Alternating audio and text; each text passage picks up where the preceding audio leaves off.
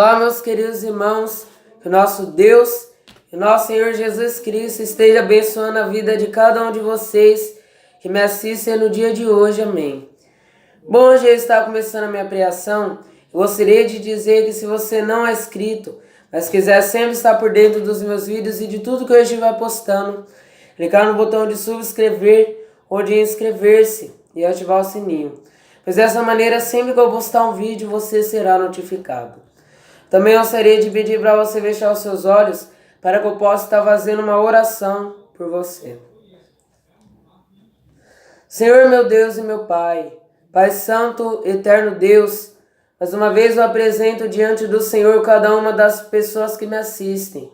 Senhor, na Tua palavra diz que no mundo tereis aflições, mas tendes bom ânimo, porque eu venci o mundo. Se o Senhor venceu o mundo, nós também venceremos, porque em Cristo Jesus somos mais do que vencedores. Meu Deus, que aqueles que estão me assistindo agora venham ter as suas forças revigoradas pela Tua mão santa. A Tua palavra diz que o Senhor é um Deus que trabalha naqueles que em Ti espera. Senhor, trabalha em favor do Teu povo. Levanta o abatido, aquele que está aflito por causa das dificuldades, por causa das situações. Que o Senhor, pela Tua infinita misericórdia, venha estar ajudando. Ajude a vencer o pecado. Ajude a se manter liberto de tudo aquilo que é mal. Que o Senhor, pela Tua infinita misericórdia, venha estar ajudando cada um deles pelo amor do Teu nome. Que o Teu poder e a Tua graça sejam manifesta em cada um deles. E que essas pessoas venham estar andando lado a lado com o Senhor, com íntima companhia contigo. Receba a glória para si. E a Sua vontade seja feita em cada coração. Em nome de Jesus. Amém. Hoje eu estarei lendo Lamentações de Jeremias 4. As grandes aflições de várias classes de pessoas. Como se escureceu o ouro, como se mudou ouro fino e bom, e como estão espalhadas as pedras do santuário, ao canto de todas as ruas. Os preciosos círios de Sião, comparáveis a puro ouro, como são agora reputados por vasos de barro, obra das mãos do olheiro. Até os chacais abaixam o peito e dão a mamar aos seus filhos, mas a filha do meu povo tornou-se cruel como os avestruzes no deserto. A linha do que mama fica pegada pela sede ao seu paladar. Os meninos pedem pão e ninguém lhe dá. Os que comiam iguarias delicadas desfalecem nas ruas. Os que se criaram em carmesim abraçaram o esterco. Porque maior é a maldade da filha do meu povo do que o pecado de Sodoma, a qual se subverteu como no momento, sem que trabalhassem nela mãos algumas. Os seus nazireus eram mais alvos do que a neve, eram mais brancos do que o leite, eram mais roxos de corpo do que os rubis, mais pólidos do que a safira. Mas agora escureceu-se o seu parecer, mais do que o negrume, e não se conhecem nas ruas a sua pele, se lhes pegou aos ossos. Secou-se e tornou-se como um pau. Os mortos à espada mais ditosos são do que os mortos à fome, porque esses se esgotam como transpassados por falta dos frutos dos campos.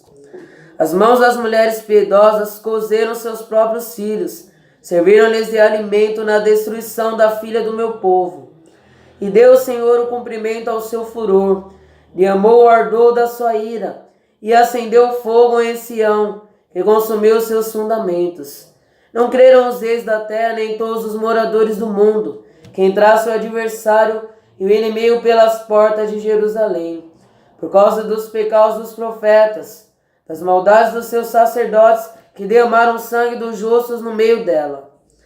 Erraram como cegos nas ruas, andam contaminados de sangue, de tal sorte que ninguém pode tocar nas suas roupas. Desviai-vos, bradavam eles, imundo, desviai-vos, desviai-vos, não toqueis. Quando fugiram e erraram, disseram entre as nações, nunca mais morarão aqui. A ira do Senhor os dividiu, ele nunca mais tornará a olhar para eles. Não reverenciaram a face dos sacerdotes, e nem se compadeceram dos velhos. Os nossos olhos desfaleciam, esperando bom socorro. Olhávamos atentamente para a gente que não podia livrar. Espiaram os nossos passos, de maneira que não podiam andar pelas nossas ruas. Está chegado o nosso fim, estão cumpridos os nossos dias, porque é vindo o nosso fim. Os nossos perseguidores foram mais ligeiros do que as aves dos céus. Sobre os montes nos perseguiram, no deserto nos armaram ciladas. O espírito dos nossos narizes, o ungido do nosso Senhor, foi preso nas suas covas. Dele dizíamos: debaixo da sua sombra viveremos entre as nações. Regozija-te, alegra-te, ó filha de Edom, que habita na terra de Uz. O cálice chegará também para ti, e embebedar-te-ás e te descobrirás. O castigo da tua maldade está consumado. Ó filha de Sião, ele nunca mais te levará para o cativeiro.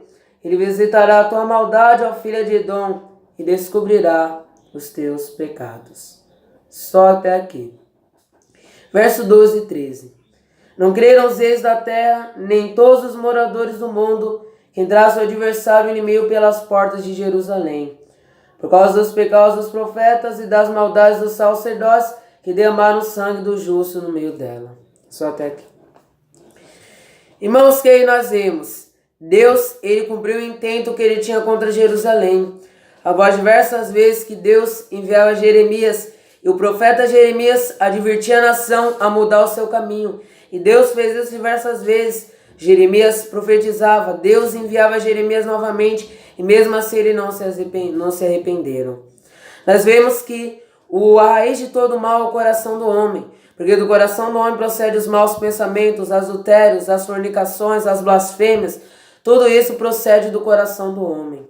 E Jeremias diz: maldito é o coração do homem, mas que todas as coisas, e perverso, quem irá compreendê-lo? E é por isso que nós devemos guardar o nosso coração. O que aconteceu dentro da nação de Jerusalém? Primeiramente, eles perderam o coração. Quando nós perdemos o nosso coração, nós perdemos a nossa batalha. E é por isso que o coração ele deve ser guardado. E a partir do momento em que nós não guardamos o coração, nós somos contaminados. A partir do momento que nós não guardamos o coração do pecado, a nossa vida ela vai de uma vida boa a uma vida péssima. E aí nós vemos muitas pessoas, elas não ligam para a sua santidade, elas não ligam para obedecer a Deus e elas querem viver de qualquer jeito. E o pecado ele é poderoso. Se nós deixarmos o pecado crescer, se nós demos corda para ele dentro da gente, ele vira uma doença. O Billy Graham diz que o pecado é uma doença no coração do coração do homem, que averte dos nossos sentimentos, as nossas emoções e todo o nosso corpo. E o que nós devemos fazer? Primeiramente, Deus ele não se ira contra a nossa vida por acaso, ele não se ira por nenhum motivo. Para Deus ele estar irado com alguém sempre tem algum motivo. E o motivo que deu para a gente atrair a ira de Deus sobre a nossa vida são os nossos pecados. Porque Deus se ira contra a gente, os nossos pecados. Nós vemos que Deus é um Deus que se ira todo dia. E nós vemos que Deus já está com a sua espada desembainhada. No livro de Salmos diz isso. E se o pecador não se arrepender, Deus irá matá-lo. A nossa função é que nós devemos guardar essa parte bem delicada do nosso ser. Nós devemos guardar. Porque a menor vacilo que nós dermos, o nosso corpo vai por água abaixo. A nossa vida espiritual vai por água abaixo. É só nós vacilarmos, é só nós darmos uma brecha para o pecado e a gente vai ver a catástrofe que é feita. Por isso que Jesus ele disse para os discípulos: não pode vigiar uma hora, vigiar e orar, porque na verdade o espírito já está pronto, mas a carne é fraca. Por que Jesus disse isso? Porque Jesus ele sabia a fragilidade da carne humana. E nós temos uma carne fragilizada. E essa carne fragilizada ela deve ser guardada do pecado. E o que Satanás tenta fazer, uma vez que nós deixamos Satanás entrar no nosso coração e nos seduzir com pecado, ele apaga a luz de Deus que está em nós. Se nós formos analisar a lua ela é um astro, mas ela não tem luz própria. A luz que reflete na lua é a luz do sol. Da mesma maneira somos nós. A luz de Jesus Cristo, ela reflete na gente. Nós somos filhos de Deus. E quando nós obedecemos a lei de Deus, andamos na obediência à sua palavra, a luz de Jesus Cristo, ela reflete a gente. E Satanás, ele veio matar, roubar e destruir. Ele não se agrada da gente a gente está mostrando a luz de Deus através da nossa vida. Ele não se agrada disso. Ele quer estar nos matando. Então, o que nós devemos fazer? A gente não pode deixar essa luz se apagar. Como é que essa luz se apaga? Através do pecado. Porque aí nós vemos grandes obreiros, homens, grandes pregadores da palavra de Deus que começam o ministério pregando a verdade, mas depois se corrompem. Por quê? Porque não guardaram o seu coração. Por isso que a importância, nós guardamos o coração, é importantíssimo a gente gravar a palavra de Deus dentro do nosso coração. E se nós não darmos ouvido à palavra de Deus, Deus terá que nos castigar. A Bíblia nos diz que tudo que o homem semear, ele também se fará. E com o nome de Deus não se brinca. Ou seja, nós não devemos brincar de sermos cristãos, não podemos brincar com a palavra de Deus, nem sem brincarmos com o seu santo e bendito evangelho. Em vez de brincarmos com a palavra de Deus, em vez de olharmos e não guardarmos no nosso coração, a nossa função é que nós venhamos escutar a palavra de Deus e que a gente venha guardá-la na tábua do nosso coração. Porque se a gente não faz isso, Satanás, ele pode destruir a nossa vida. É só a gente não guardar o coração e aí a gente vai ver a catástrofe que Satanás vai fazer. É só uma brechinha. É só a gente dar aquele espacinho que ele quer e ele faz a festa. É por isso que eu não posso ceder por um minuto. Eu devo estar batalhando intensamente contra o pecado até o pecado ser derrotado, até o pecado ser derrubado. Eu não posso ceder por um único segundo. Porque na menor sedição que você dá, você vai ver o que Satanás faz. Satanás, ele quer uma única brecha, um único pecado seu que você não consegue vencer para destruir a sua vida. E nós sabemos que nós refletimos a luz de Deus quando nós estamos debaixo da sua lei. E temos uma luz. Satanás, ele odeia Deus, então quando nós estamos tentando nos ser parecidos com Deus, automaticamente ele também vai nos odiar. E ele quer fazer o quê? A Bíblia nos diz que Jesus, quando ele vem, ele não quer apagar o pavio que fumega. Mas o Satanás, ele faz o contrário. Ele quer apagar a luz de Deus. Vós sois o sal da terra, a luz do mundo. Mas seu sal fica insípido, para nada serve. Por quê? Jesus Cristo disse, vocês são pessoas santas, vocês devem ser pessoas que não são contaminadas. Mas se vocês se tornarem contaminadas, vocês vão perder o seu brilho. Ou seja, nós não podemos nos deixar ser influenciados por Satanás. E a gente não pode deixar Satanás apagar o brilho. A gente apaga o brilho de Deus como? Assistindo televisões, gastando nosso tempo com programas na TV, deixando a Bíblia de lado, não orando. E aí a gente vai lá para a TV, assistimos os programas, gastamos o nosso tempo teclando no celular, vendo filme, jogando videogame, mexendo em nossos computadores. Isso apaga o brilho de Deus que está dentro da gente. Quanto mais nós gastamos o nosso tempo com essas virilidades deste mundo, mais o brilho que Deus quer que fique dentro da gente, ele vai se apagando. E aí a gente vai matando a nossa vida espiritual, fazendo essas coisas, gastando nosso tempo com esses atrativos do mundo. Nossa vida espiritual, o que acontece com ela? Ela vai se enfraquecendo. A gente vai se tornando cristãos o quê? Vamos nos tornando cristãos carnais. E Deus, ele não quer isso. Ele quer que nós venhamos ser espirituais. E quando nós fazemos isso, nós nos tornamos cristãos carnais. Depois que o inimigo entrou, o pecado entrou em Jerusalém, elas ficaram aflitas. E aí depois que Satanás entrar, ele vai destruir a nossa vida. Ele quer matar, roubar e destruir. Então ele vai destruir a nossa vida e ele nos deixará em tristeza. E aí nós vamos nos lembrar, nossa, como eu tinha luz dentro de mim, como a luz de Deus refletia através da minha vida, como eu era um grande servo de Deus, agora eu sou um crente carnal. Deus deve se envergonhar de mim. Então vai vir esse tipo de pensamento na nossa cabeça. Nossa, como eu era no passado, como eu era um grande cristão, hoje eu não aguento fazer aquilo que eu fazia. Então é por isso que nós não podemos nos deixar ser influenciados. Devemos permanecer firmes nas nossas convicções, firmes na palavra de Deus e dizemos não aos atrativos e coisas que venham nos esfriar espiritualmente. E nós devemos lembrar que Satanás, ele vai usar de tudo para estar apagando a luz. A luz está acesa, a luz de Deus está acesa dentro de nós. E ele vai tentar lançar todo tipo de tentação possível para estar tentando nos destruir. Ou seja, não podemos ceder à tentação. Devemos usar a palavra de Deus para resistirmos à tentação. Então Satanás, ele fugirá. Ali diz, submeta-se a Deus, resista ao diabo e ele fugirá de vós. Então nós permanecemos firmes, não cedemos ao pecado, não deixamos o pecado nos dominar. Então Satanás, ele se envergonhará. Então é dessa maneira que a gente vai ter que fazer para vencermos. Não podemos deixar que a luz de Deus se apague.